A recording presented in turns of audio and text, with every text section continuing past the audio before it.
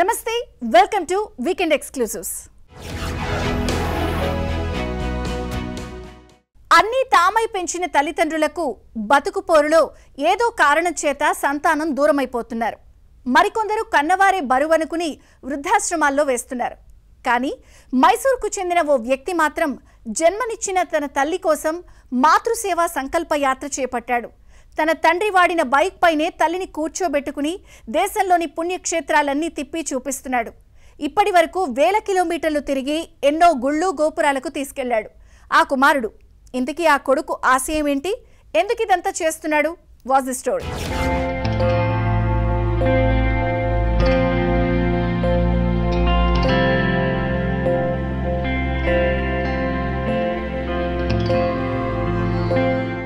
ఆస్తుల కోసం కన్న తల్లిదండ్రులను కడతేర్చేవారున్న ఈ రోజుల్లో మైసూరుకు చెందిన కృష్ణకుమార్ అనే వ్యక్తి వృద్ధాప్యంలో ఉన్న తన తల్లికి ప్రపంచమంతా తిప్పి చూపించాలని సంకల్పించారు.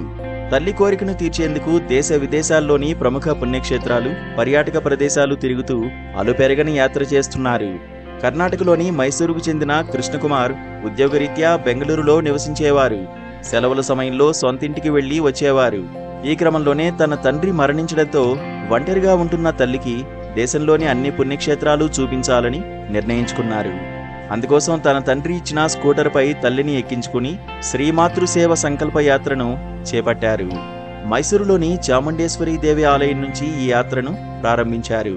ఇప్పటివరకు కన్యాకుమారి, మధురై, రామేశ్వరం, తిరుపతి, కశ్మీర్లోని ప్రముఖ క్షేత్రాలు దర్శించుకున్నట్లు కృష్ణకుమార్ తెలిపారు. చేతకు వాహనంపైనే 90,500 కిలోమీటర్ల యాత్ర చేశామని చెబుతున్నారు. 75 సంవత్సరాల వయసు గల తన తల్లిని తన తండ్రి వాడిన స్కూటర్లో దేశవ్యాప్తంగా, ప్రపంచవ్యాప్తంగా ఇతర దేశాలను కూడా చుట్టేస్తున్నారు. అసలు తన తల్లిని బజాజ్ చేతక్ వాహనంపై ఇంత దూరం పాటు చుట్టేస్తూ తన తల్లికి అన్ని పర్యాటక ప్రాంతాలు, ఆధ్యాత్మిక క్షేత్రాలను చూపించడం ఎందుకు అనుకున్నారు? ఈ పర్యటన ఎప్పుడు మొదలు పెట్టారు? ఈ పర్యటన ముఖ్య ఉద్దేశం ఏంటనేది తన మాటల్లోనే తెలుసుకునే ప్రయత్నం చేద్దాం. సార్ చెప్పండి, అసలు ఈ ఆలోచన ఎందుకు వచ్చింది? ఎప్పుడు స్టార్ట్ చేశారు ఈ ఆధ్యాత్మిక పర్యాటక యాత్ర? అసలు 2 వీలర్ అనేది ఎందుకు చూస్ చేసుకున్నారు? వీక్షకులందరికీ నమస్కారం. ఇది మాతృసేవా సంకల్ప యాత్ర. పూర్వము మాది ఉమ్మడి కుటుంబం, 10 మంది ఉన్నాము. సో అప్పుడు మా తల్లి గారు ఉదయం నుంచి రాత్రి వరకు అన్ని పనులు, ఈ 10 మందికి కావలసిన అన్ని పనులు తను ఒక్కరే చూసుకునేవారు. బయటికి రావటానికి కుదరలేదు. అప్పుడు ఎక్కడికి వెళ్ళలేదు, ఏమి చూడలేదు, వంటింటికే పరిమితమైనారు. సో లైఫ్ ఇలాగే గడిచాయి. 2015లో మా తండ్రి గారు కాలధర్మం చేశారు. అప్పుడు నేను బెంగళూరులో పని చేసేవాను. I was working as a corporate team leader. మా తండ్రి గారు చనిపోయిన తర్వాత మైసూరు నుంచి మా తల్లి గారిని తీసుకొని వాళ్ళు నా దగ్గర ఉంటారు. నాకు ఒక అలవాట్లు ఉంది. నైట్ భోజనం అయిన తర్వాత తల్లి పక్క ప్రేమంగా కూర్చొని వాళ్ళ కష్టసుఖ తెలుసుకోవడం, మాట్లాడేది ఒక అలవాట్లు. ఒకరోజు లోకాభిరామంగా మాట్లాడితే, అమ్మ మీరు తిరువణ్ణామలై, తిరుక్కోయిలూరు, తిరువారంగం, తిరునల్వేలి, తిరుపట్టూరు, తిరువనంతపురం, తిరుపతి చూశారమ్మా అడిగాను. మా తల్లి గారు, నేను ఇక్కడ బేలూరు హళేబీడు గుడి కూడా చూడలేదు నాన్న, దగ్గర ఉన్న బేలూరు హళేబీడు కూడా చూడలేదు. జనవరి 16, 2018 మైసూరు నుంచి మొదలుపెట్టాము. First Kerala, Tamil Nadu, Pondicherry, Karnataka, Andhra Pradesh, Telangana, Maharashtra, Goa, Chhattisgarh, Orissa, Jharkhand, Bihar, West Bengal, Sikkim, Assam, Meghalaya, Tripura, Nagaland, Manipur, Mizoram, Arunachal Pradesh, Indo China border, Tawang, Sela pass, Rupa, Bomdila, Ziro valley, ఏలాంగు, Tato, Mechuka, Parshuram Kund, extreme north east, Khonsa, Miao, Namdapha forest, ఇవన్నీ. మీరు యాత్ర కొనసాగే టైంలోనే కరోనా కూడా వచ్చింది కదా. ఈ కరోనా వచ్చిన సమయంలో మీరు ఎక్కడున్నారు? ఆ సమయంలో ఎలా మిమ్మల్ని మీరు ప్రొటెక్ట్ చేసుకున్నారు? అప్పుడు మేము కరోనా వచ్చినప్పుడు మేము శాంసింగ్ టీ గార్డెన్, అప్పుడు ఆ చుట్టుపక్కల చూస్తాను. కోవిడ్ వచ్చింది. మన ప్రైమ్ మినిస్టర్ వెంటనే జనతా కర్ఫ్యూ అనౌన్స్ చేశారు. సో ఇమీడియట్ మేము అక్కడ ఒక Samsing tea garden localites is mister Kemnath Dahal వాళ్ళ ఇంట్లో ఉన్నాము. ఒక నెలలో 22 days అక్కడే ఉంటాము, అక్కడే ఉన్నాము. సో తర్వాత మాకే పాస్ దొరికింది. మాకే అక్కడ ఎంపీ గారు మిస్టర్ రాజు బిస్టా ఫోన్ చేసి మాకు ఎగ్జిట్ పాస్ ఇచ్చారు. మన కర్ణాటక సీఎం అప్పుడు మిస్టర్ యడియూరప్పాజీ వాళ్ళు ఫోన్ చేసి మాకు ఎంట్రీ పాస్ ఇచ్చారు ఇక్కడ. సో ఆ పాస్ తీసుకొని within a no time మొబైల్కి వచ్చింది. అది తీసుకొని 2673 కిలోమీటర్ జస్ట్ 7 డేస్లో వీ ట్రావెల్ చేసాము అక్కడి నుంచి మన కర్ణాటక వరకు.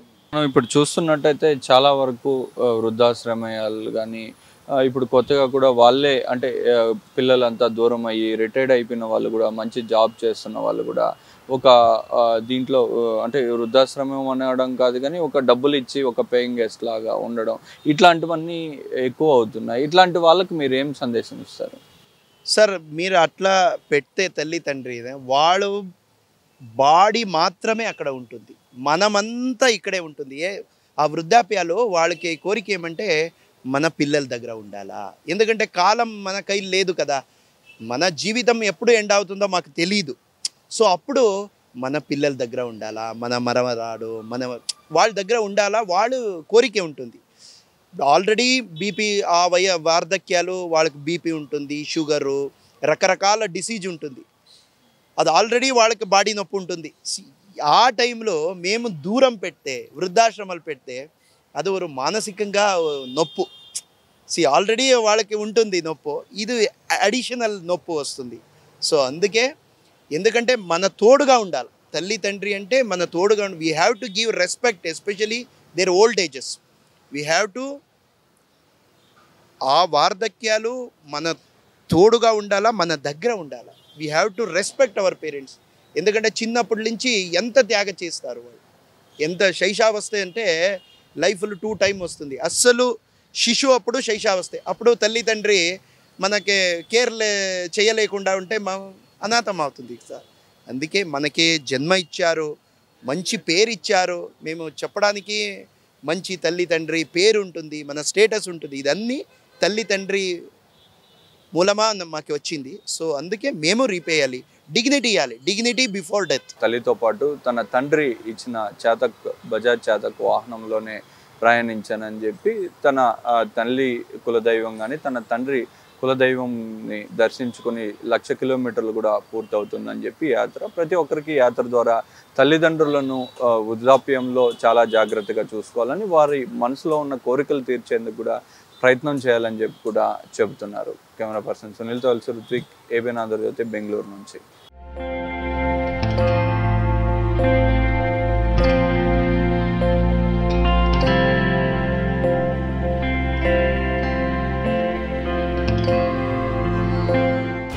ఆధునిక పద్ధతులు మనకు పని భారాన్ని తగ్గించడంతో పాటు సమయాన్ని ఆదా చేస్తాయి. అయితే అదే సమయంలో మనల్ని బద్ధకస్తుల్ని కూడా చేస్తాయి. ఇంటి పనులకు కూడా మెషిన్లపై ఆధారపడుతున్న రోజుల్లో మనం ఉన్నాం. అయితే కాలం మారిన టెక్నాలజీతో పాటు మన సంప్రదాయ పద్ధతులను కూడా అలవర్చుకుంటే ఎంతో మేలు జరుగుతుందని ఆరోగ్య నిపుణుల అభిప్రాయం. అలాంటి సంప్రదాయ పద్ధతిని ఏలూరులో పాటిస్తున్నారు. ఆధునిక జిమ్లను మించి గొప్ప లాభాలనిచ్చే పురాతన భారతీయ సంప్రదాయ పద్ధతిలో వ్యాయామశాలను నిర్వహిస్తున్నారు.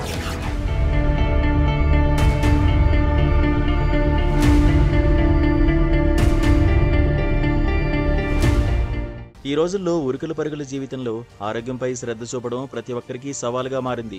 అయినప్పటికీ వైద్యులు రోజుకు కనీసం 1 గంట వ్యాయామం తప్పనిసరని సూచిస్తున్నారు. ఈ సలహా కేవలం ఆధునిక శాస్త్రవేత్తలది మాత్రమే కాదు, వందల సంవత్సరాల క్రితం మన పూర్వీకులు కూడా దేశీయ వ్యాయామ పద్ధతుల ద్వారా ఆరోగ్యాన్ని కాపాడుకున్నారు. అయితే పాశ్చాత్య జిమ్ములు, హైడ్రాలిక్ మిషన్లు, ట్రెడ్మిల్లు, షోల్డర్, 6 ప్యాక్ వంటి నిర్దిష్ట శరీర భాగాలపై దృష్టి సారించే ఆధునిక వ్యాయామాలు మన సాంప్రదాయ పద్ధతులను కనుమరుగు చేస్తున్నాయి. ఈ విదేశీ జిమ్లు శరీర ఆకృతిని మెరుగుపరచవచ్చు, కానీ ఆయుష్ను పెంచుకోలేరని ఏలూరు నగరానికి చెందిన కోరాడ నాగన్న వ్యాయామశాల నిర్వాహకులు అంటున్నారు. హరిప్రసాద్ ఏంటి సార్ అసలు ఈ వ్యాయామానికి ప్రత్యేకత ఏంటి సార్? ప్రత్యేకత అండి, ఈ మామూలుగా ఇండియా ఫారెన్ ఎక్సర్సైజ్ అదేం ఉండదండి. మన ఒంటితో పాటు మనం చేసుకునే ఎక్సర్సైజ్ అండి, ఇండియన్ ఎక్సర్సైజ్. దండి, బస్కి, పార, కరసాధన, యోగాసనాలు ఇవన్నీ కూడా మాకు ప్రత్యేకించి ఉన్నాయండి ఇక్కడ అన్నీ కూడా. ఫారెన్ ఎక్సర్సైజ్ కూడా చేసుకునే వాళ్ళు చేసుకుంటారండి. మెయిన్ ఏంటంటే ఇదండి ఇండియన్ ఎక్సర్సైజ్ అండి. ఇండియన్ ఎక్సర్సైజ్ అండి. తెల్లవారుజామున 4 గంటలు ఇస్తామండి, 5 గంటలు వచ్చేస్తామండి జిమ్లోకి. 7:30, 8 వరకు చేసుకుని వెళ్ళిపోతామండి. మామూలుగా మనం ఇంట్లోనే ఇదేని కూడా తినొచ్చు, చేయొచ్చండి. చికెన్లు తినాలి, ఈ తినాలి, ఈ తినాలి అనేది ఇదేం ఉండదండి. ఏమి లేకపోయినా సరే గంజేసుకుని తిన్నా సరే శుభ్రంగా ఇదైపోద్దండి. అలా ఇదే చేసిన వాళ్ళు చాలామంది ఉన్నారండి. నేచురల్గా ఉంటుందండి ఏదైనా సరే. బాదం పాలని, బేదానాలని, ఇంకా రకరకాలుగా పెద్దలు ఉన్నారు కదండి గురువుగారు, వాళ్ళకి ఇంకా బాగా తెలుసండి. ఏలూరు నగరంలోని చేపలతూము సెంటర్ మీసాల అప్పన్న స్వామి ఆలయం వద్ద గత 155 సంవత్సరాలుగా కోరాడ నాగన్న వ్యాయామశాల కొనసాగుతోంది. విజయనగరం నుంచి వచ్చిన కోరాడ నాగన్న భారతీయ సాంప్రదాయ వ్యాయామాలు అయిన కిస్తీ, దండి, బస్కీ, పద, కరిల, కరసాధన, యోగాతో సహా అనేక దేశీయ పద్ధతులను నేర్పించడంలో ప్రసిద్ధి చెందారు. 1921లో నాగన్న మరణించినప్పటికీ ఆయన సమాధిని వ్యాయామశాల ప్రాంగణంలో ఉంచి ఆయన స్మృతిని గౌరవిస్తున్నారు. ఈ శాలలో శిక్షణ పొందిన వారిలో ఎందరో ఆరోగ్యవంతమైన జీవితాన్ని గడుపుతున్నారు. సార్ మీరు ఎప్పటి నుంచి చేస్తున్నారు సార్? ఇది ఎప్పటి నుంచి మీరు ట్రైనప్ చేస్తున్నారు అందరికీ? నేను 18 సంవత్సరాల నుంచి నేర్చుకుంటున్నాను. ట్రైనప్ చేస్తున్నారా? చేస్తున్నా పిల్లలకి. సో ఏంటి సార్ ఇక్కడ ప్రత్యేకత ఏంటి సార్? మా ప్రత్యేకత అంటే కర్రతిప్పడం, కర్ణాటక, కత్తి, పటా కత్తి. ఓకే. మీరు స్టార్టింగ్ వచ్చినప్పుడు ఎంతమంది ఉండేవారు? ఇప్పుడు ఎలా ఉంది సార్? ఆదరణ ఎలా ఉంది? అప్పుడు మీద ఇప్పుడే బాగున్నారు, బాగానే చేస్తున్నారు. పిల్లలు వస్తున్నారు, చిన్నపిల్లలు చూస్తున్నారు కదా. చిన్నపిల్లలు ట్రై చేస్తున్నారు. ఇప్పుడు నేను రాగానే ఒక చూసాను, ఎవరు సార్ ఆయన? అది ఇది కోరాడ నాగన్న గారు, గురువు గారి పేరే కోరాడ నాగన్న గారు అండి. కోరాడ నాగన్న గారు అని అంటే మా నాన్నగారు వయసులో ఉండేటప్పుడు ఆయన ఒక మధ్య వయసు. ఆయన మీ అందరికీ అంటే ఫస్ట్ స్టార్టింగ్ నేర్పేవారండి? స్టార్టింగ్ అంటే కుస్తీలోని మంచి బాగా నేర్పేవాడు అంట కోరాడ నాగన్న గారు అంటే. కోరాడ నాగన్న వ్యాయామశాల ప్రత్యేకత దాని సాంప్రదాయ పద్ధతుల్లోనే ఉంది. ఇక్కడ కేవలం శరీర ఆకృతి కోసం కాక మనసు, శరీరం, ఆత్మస్థైర్యం కోసం శిక్షణ ఇస్తారు. కిస్తీ, దండి వంటి వ్యాయామాలు శారీరక బలాన్ని పెంచడంతో పాటు మానసిక స్థిరత్వాన్ని, ఏకాగ్రతను అందిస్తాయి. యోగాసనాలు శ్వాస నియంత్రణ, ఒత్తిడి తగ్గింపు, శరీర సౌలభ్యాన్ని మెరుగుపరుస్తాయి. ఈ పద్ధతులు ఆధునిక జిమ్లలో లభించే యంత్రాల కంటే సహజమైనవి. శరీరంపై ఒత్తిడి లేకుండా దీర్ఘకాలిక ఆరోగ్యాన్ని అందిస్తాయని నిర్వాహకులు చెబుతున్నారు. నేను 74లో లొంగోటి కట్ట, 76 కాంచి 90 వరకు కుస్తీలు దెబ్బలాడు, టోర్నమెంట్లు, పంజం కుస్తీలు దెబ్బలాడుతూనే ఉన్నా. నాగన్న గారి దయ వల్ల ఏ కుస్తీ కూడా మట్టి కుస్తీలో ఓడిపోవటం తెలియదు. ఎందుకంటే ఎప్పుడు కూడా నా దగ్గర నేర్చుకున్నటువంటి వాళ్ళు చాలామంది ఉన్నారు, మామూలుగా నేర్పిస్తూ ఉంటాం. మా గురుగారు బదిరెడ్డి అప్పారావు గారు, పామర్తి ఏడుకొండల గారు, వీళ్ళందరి దగ్గర నేర్చుకున్నటువంటి వ్యక్తిని నేను. అలాగే పామర్తి ఏడుకొండల గారి దగ్గర కరసం కూడా నేర్చుకున్నాం. కుస్తీ, కరసం నాకు వచ్చింది. ఇవాళ కూడా మొత్తం అందరికి కూడా నేను ఎప్పుడైతే ఇక్కడికి వస్తే మొత్తం అందరికీ చెప్తాను, నేను చేసేది వాళ్ళు ఫిజియోథెరపీ. నాగన్న గారి దయ వల్ల ఇవాళ ఈ నాగన్న గారి తాలూకాలో మసాజ్ చేసే వాళ్ళు ఎంతోమంది ఉన్నారండి. కానీ ఏంటంటే ఇవాళ ఆ మసాజులు, పంచకర్మ మసాజులు నేర్చుకున్నది నేనే. కానీ వాళ్ళందరికీ పెద్ద పెద్ద డాక్టర్లకి, మినిస్టర్లకు కూడా చేశాను మసాజులు. ఏంటంటే అది నాగన్న గారి దయ అనుకుంటాను నేను. ఈ రోజు కూడా నాగన్న గారి పేరే చెప్తా. ఈ వ్యాయామశాలలో శిక్షణ పొందేవారు కేవలం శారీరక దృఢత్వం మాత్రమే కాక క్రమశిక్షణ, ఆత్మవిశ్వాసం, సాంస్కృతిక వారసత్వం పట్ల గౌరవాన్ని కూడా నేర్చుకుంటారు. దాతల సహాయంతో నిర్వహించబడే ఈ శాల ఆధునిక విల్లువలో కనుమరుగవుతున్న దేశీయ వ్యాయామాలను కాపాడుతూ భవిష్యత్తు తరాలకు ఆరోగ్యవంతమైన జీవనశైలిని అందించాలనే సంకల్పంతో పనిచేస్తోంది. కోరాడ నాగన్న వ్యాయామశాల ఏలూరు నగరంలో ఒక చారిత్రక గుర్తుగా నిలిచి సాంప్రదాయ వ్యాయామ కళలను జీవించేలా చేస్తోంది. మనం ఇది ఓపెన్ ఏరియా మీరు అందరూ చూసారు కదా. ఈ ఓపెన్ ఏరియాలో చేయడం వల్ల ఏమవుతుంది అంటే గాలి వెలుతురు పుష్కలంగా తగులుతుంది. అట్ ది సేమ్ టైం ఏమవుతుంది, ఎర్లీ మార్నింగ్ మన సూర్యుడి నుంచి వచ్చేటటువంటి డి విటమిన్ అనేది బాడీకి తగులుతుంది. సో ఇక్కడ ఇలా ఏం చేస్తారంటే ఉదయాన్నే శరీరానికి మొత్తం అంతా కూడా ఆయిల్ పెట్టి చేయడం వల్ల ఏమవుతుందంటే మన బాడీలో ఉన్నటువంటి డిటాఫికేషన్ అంతా, అంటే సమ్ బ్యాక్టీరియా, నెగిటివ్ ఎనర్జీ అంతా కూడా బయటకు వచ్చేస్తుంది అనమాట. సో అలా వస్తున్నప్పుడు ఏమవుతుంది అంటే ప్రాపర్గా లోపల ఉన్నటువంటి సిస్టమ్స్ అనేది వర్కింగ్ కండిషన్ వస్తూ ఉంటాయి. బేసిక్గా ఏమవుతుంది అంటే వీళ్ళు చేసే వ్యాయామానికి డైజెస్ట్ ట్రాక్ అనేది చాలా చాలా బాగా పనిచేస్తుంది. సో అప్పుడు ఏమవుతుంది, మీరు అన్నట్టుగా ఇప్పుడు 90 డేస్లో ఈ జంక్ ఫుడ్ ఎక్కువైపోయింది. ఈ జంక్ ఫుడ్ ఏమవుతుంది అంటే ఈ తినడం వల్ల మెయిన్లీ థైరాయిడ్ గ్లాండ్ అనేది ఇన్బ్యాలెన్స్ అయిపోతుంది. తల్లిదండ్రులు చూస్తే సన్నగా ఉంటారు, పిల్లలు చూస్తేనే బాగా అంటే లావుగా తత్వం పొంది ఉండిపోతారు. సో అదేమవుతుంది అంటే వాళ్ళని ఇక్కడ మనం ఇటువంటి వ్యాయామానికి అందజేయగలిగితే ఏమవుతుంది అంటే వాళ్ళు అస్సలు ఎక్సలెంట్ అనమాట. వాళ్ళు చూసుకునే పని లేదు. అంతే వాళ్ళ వయసు ఒక 50 సంవత్సరాలు ఉన్నప్పటికీ కూడా వాళ్ళు ఎలా ఉంటారంటే ఒక 35 ఏజ్ 40 ఇయర్స్ ఏజ్ లాగానే కనపడతారు. ఎందుకంటే లోపల సిస్టమ్స్ అనేది అంత ఈజీగా బాగా పనిచేస్తున్నాయి కదా. ఇక్కడ సిస్టమ్ వర్కింగ్ కండిషన్ ఎప్పుడైతే హై అయిపోతుందో అంటే బండి ఎకనామిక్ ఎప్పుడైతే మనం 100 కిలోమీటర్స్ 120 కిలోమీటర్స్ తోలుతో బోర్కి వచ్చేస్తుంది బండి. సో ఇక్కడ ఏమవుతుంది అవే డేస్లో మనం బయటకు వెళ్ళి మన పనులు అంటే రోజువారీ చేసేటటువంటి దైనందిన జీవితాలు ఇవన్నీ చేసుకోవడం వల్ల ఏమవుతుందంటే లైఫ్ స్పాన్ అనేది తగ్గిపోతుంది అనమాట. అంటే పూర్ణాయుష్ దీర్ఘాయుష్ ఏదైతే ఉందో మీరు అన్నట్టు 100 సంవత్సరాలు 120 సంవత్సరాలు దాన్ని అంతటి తగ్గించుకుంటూ వెనక్కి వచ్చేసాం. ఇక్కడ వ్యాయామం చేసినటువంటి వాళ్ళు చూడండి మరి హరి అని 47 ఇయర్స్ లేవలేరు. గురువుగారు దాదాపు 50+, ఆయన 50 ఇయర్స్ అలా ఉండరు. మా పెద్దనాన్న గారు ఆయన కూడా 62 ఇయర్స్ ఆయన కూడా లేరు, ఏజ్ కూడా లేరు, ఆ చిన్న వయసులోనే కనబడుతుంది. అంటే బికాస్ ఆఫ్ ఈ దేశీయ వ్యాయామాన్ని మనం ఎప్పుడైతే పట్టుకుంటామో మనసు పట్టుకోవడమేనండి, రావడమే, లోపలికి ఎంటర్ అవడమే. ఇక్కడ ఉన్న వాళ్ళందరూ కూడా ఏమిటంటే ఒక ఫ్యామిలీ లైక్ బిగ్ ఫ్యామిలీ అనమాట. ఈ ఫ్యామిలీలాగా అందరూ కలుపుకుంటూ వెళ్ళిపోతారు. వాళ్ళకి ఏది కావాలో అదంతా కూడా గురువుగారు ఏదైతే నేను ఆశీస్ వస్తానో దానికి మించి అందిస్తారు.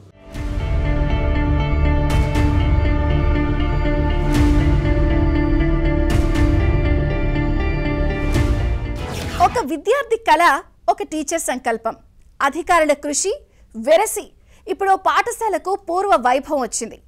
నిన్నటి వరకు ఆ స్కూల్ మొత్తంలో ఒకే స్టూడెంట్ ఉంది.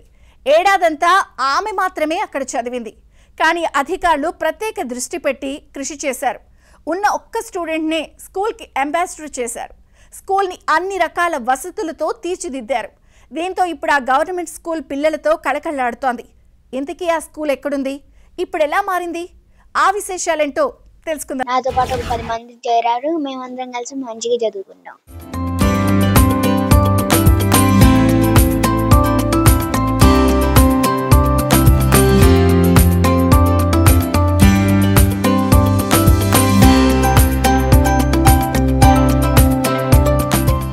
నాడు ఆ ప్రభుత్వ పాఠశాలలో ఒకే ఒక విద్యార్థిని, ఆ ఒక్క స్టూడెంటే ఏడాదంతా స్కూలుకి వచ్చి చదివింది. తనతో పాటు ఎవరూ లేకపోయినా ఉపాధ్యాయురాలి ప్రోత్సాహంతో బాగా చదువుకుంది. ప్రభుత్వ బడి మూసివేసే పరిస్థితి రాకూడదని ప్రభుత్వం కూడా ఆమె కోసమే పాఠశాలను నిర్వహించింది. ఇప్పుడు అదే స్కూలుకు మళ్లీ పూర్వవైభవం వచ్చింది. ఒక్క విద్యార్థి సంఖ్య కాస్త 12 మందికి చేరింది. ఇప్పుడు ఆ బడి పిల్లల ఆటపాటలతో సందడిగా మారింది. ఖమ్మం జిల్లా వైరా మండలం నారపనేనిపల్లి గ్రామంలోని ప్రాథమిక పాఠశాలకు మళ్లీ పూర్వవైభవం వచ్చింది. మూతబడే స్థాయి నుంచి మళ్లీ పిల్లలతో కలకల్లాడే స్థితికి చేరింది. దీనంతటికీ కారణం ఆ విద్యార్థి, అక్కడ అధికారులే. 2024-25 విద్యా సంవత్సరంలో ఈ పాఠశాలలో నందిగామ కీర్తన అనే ఒకే విద్యార్థి 4వ తరగతి విద్యను కొనసాగించింది. ఒక్క విద్యార్థి ఉన్న పాఠశాలను నడిపించాలనే ప్రభుత్వ ఆదేశాలతో ఉపాధ్యాయురాలు ఉమాపావని బాలికకు ఏడాది పాటు బోధించడంతో పాటు మధ్యాహ్న భోజనం సమకూర్చారు. ఒక్క విద్యా సంవత్సరానికి గాను ప్రభుత్వం సుమారు 12.84 లక్షల రూపాయలను ఖర్చు చేసింది. అయితే ఈ ఏడాది ఇక్కడ విద్యార్థుల సంఖ్య పెంచాలని కలెక్టర్ ముజిమిల్లా ఖాన్, అదనపు కలెక్టర్ శ్రీజ భావించారు. స్కూల్పై ప్రత్యేక చొరవ తీసుకుని పాఠశాలలో ప్రత్యేకంగా మౌలిక వసతులు ఏర్పాటు చేశారు. దీంతో 11 మంది విద్యార్థులు ఈ పాఠశాలలో చేరారు. ఇప్పుడు తనకెంతో ఆనందంగా ఉందని, అందరితో కలిసి ఇప్పుడు చదువుకుంటానని స్కూల్ బ్రాండ్ అంబాసిడర్ స్టూడెంట్ కీర్తన ఆనందం వ్యక్తం చేస్తోంది. నా పేరు కీర్తన, మా మేడం పేరు మా పార్వతి. మా నార్పనేనిపల్లి గవర్నమెంట్ స్కూల్లో చదువుతున్నాను. ఇప్పుడు నేనేమో 5th క్లాస్ చదువుతున్నాను. అప్పుడైతే నేను 4th క్లాస్ చదివాను. మొన్న కలెక్టర్ గారు వచ్చి పెయింటింగ్ అవి వేసిన తర్వాత ఫెన్సింగ్ వైర్ పెట్టి, కోతులాగిన ఫెన్సింగ్ పెట్టి మళ్ళీ నా పెయింటింగ్ కూడా వేశారు. నాతో పాటు ఒక 10 మంది చేరారు. మేమందరం కలిసి మంచిగా చదువుకుంటాం. నాకు హ్యాపీగా ఉంది. గారికి ధన్యవాదాలు.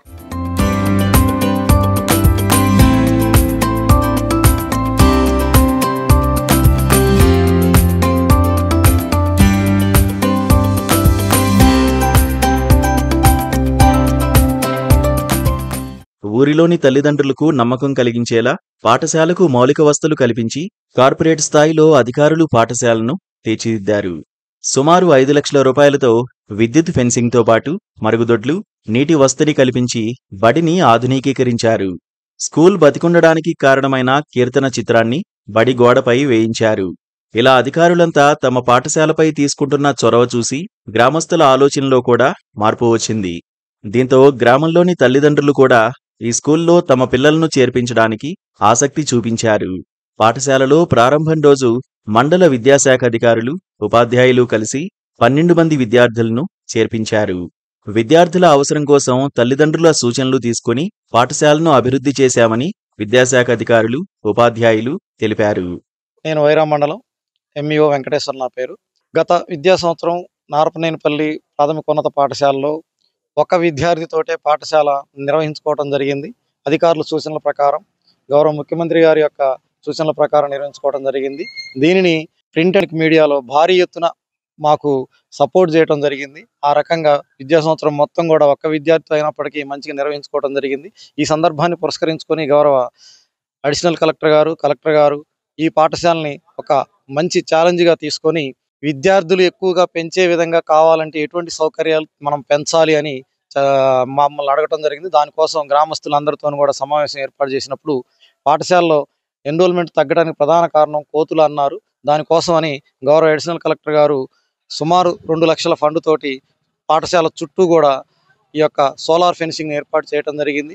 అలాగనే పాఠశాలలో కావలసినటువంటి మౌలిక వసతుల కోసం కూడా సుమారు ఒక 2 లక్షల వరకు కూడా మంజూరు చేసి పాఠశాలను మంచి సుందరంగా తీర్చిదిద్ది ప్రహరీ గోడలు, అలాగే తరగతి గదుల లోపల కూడా ఆకర్షణీయంగా ఉండి పిల్లలకి మంచిగా ఆకర్షించేటట్టుగా ఈ యొక్క గోడల మీద పెయింటింగ్స్ మంచి తీర్చిదిద్దుకోవడం జరిగింది. నా పేరు ఉమా పార్వతి. నేను గత 6-7 ఏళ్ల నుంచి పనిచేస్తున్నానండి ఇక్కడ. లాస్ట్ ఇయర్ ఇంతకుముందు పిల్లలు ఒక 24 గ్రాడ్యువల్గా తగ్గుతూ వచ్చారండి. 24 మంది. కొంతమంది గురుకులాలకు వెళ్ళిపోవడం, ఇంకొంతమంది హాస్టల్స్కి వెళ్ళిపోవడం అట్లా జరుగుతూ ఉంది. లాస్ట్ ఇయర్ మాత్రం ఒకే ఒక్క అమ్మాయి ఉండడం జరిగిందండి. ఆ అమ్మాయికి సార్ వేరే వెళ్ళమని చెప్పారు, కానీ ఆ అమ్మాయి సోషల్ కండిషన్స్ బట్టి నేను ఇక్కడ ఉన్నాను, కంటిన్యూ చేశానండి. ఖచ్చితంగా చాలా సహకరించిందండి. అన్ని సౌకర్యాలను అంటే మిగతా స్కూల్స్కి ఎలాంటి సౌకర్యాలు ఇచ్చిందో అన్ని సౌకర్యాలని ఈ స్కూల్కి కల్పించింది. స్కావెంజర్ కావచ్చు, వంట మనిషిని కావచ్చు, లేకపోతే టీచర్ని ఒకళ్ళని అపాయింట్ చేయడం కావచ్చు, అట్లా ఒక్క అమ్మాయి అయినా కానీ అన్ని సౌకర్యాలని ఇవ్వడం జరిగింది. ఇందుకు ముఖ్యంగా గవర్నమెంట్ వారికి థ్యాంక్స్ చెప్తున్నానండి. స్కూళ్ళని నిలబెట్టాలని ఒక సంకల్పం గవర్నమెంట్ ఒక బృహత్తర కార్యక్రమం మొదలుపెట్టి మా స్కూల్తో ప్రారంభించడం, దాన్ని ఇంత బాగా ఎలివేట్ చేయడానికి సహకరించిన ఛానల్ వారికి నేను మరి కృతజ్ఞతలు చెప్తున్నాను. అలాగే ఊరు వారందరూ గౌరవ కలెక్టర్ గారు చెప్పినట్టుగా, వారు హామీ ఇచ్చినట్టుగా ప్రతి ఏ సహకారం కావాలన్నా కూడా అందజేస్తామని చెప్పారు. దాన్ని ఊరి వారు ఉపయోగించుకోవాలని నేను కోరుకుంటున్నాను.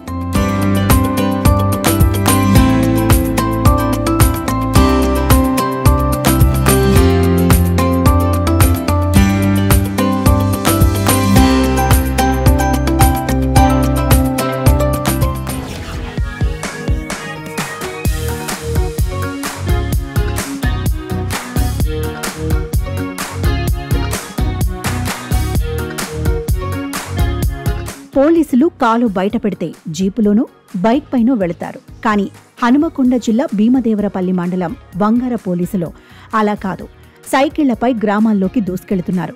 ఈ ఆలోచన వెనుక స్టేషన్ ఎస్ఐ గొల్లెపల్లి దివ్య ఉన్నారు.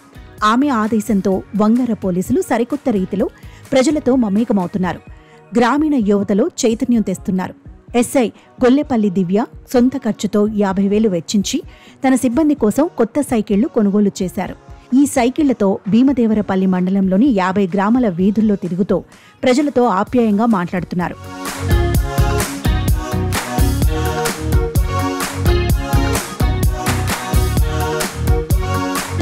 గంజాయి, మద్యం వంటి మత్తు పదార్థాల నుంచి యువతను కాపాడటం, సైబర్ నేరాల గురించి అవగాహన కల్పించడం, బాల్య వివాహాల వల్ల జీవితాలు నాశనమవుతాయని సైకిల్ ప్రజలకు అవగాహన కల్పిస్తున్నారు.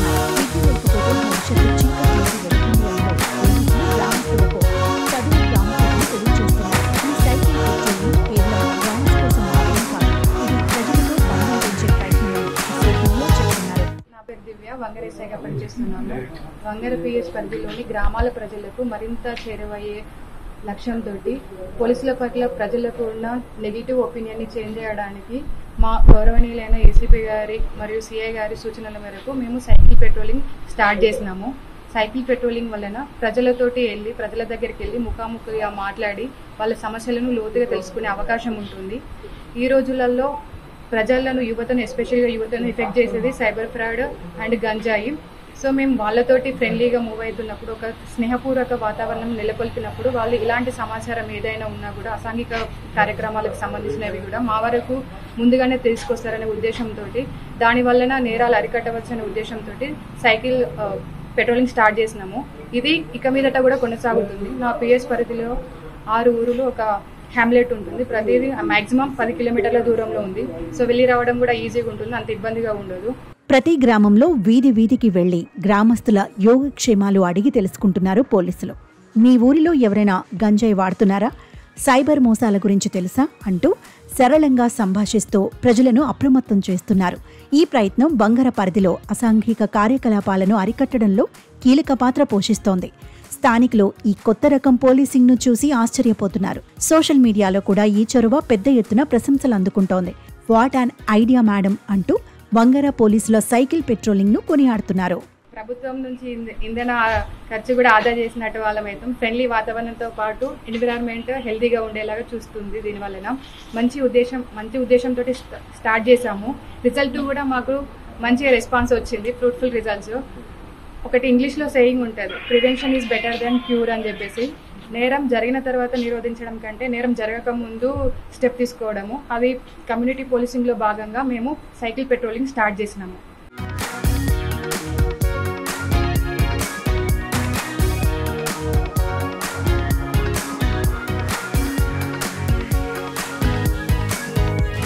ఇది ఈ వారం వీకెండ్ ఎక్స్క్లూజివ్స్. నెక్స్ట్ వీక్ మళ్ళీ కలుద్దాం. చూస్తూనే ఉండండి ABN.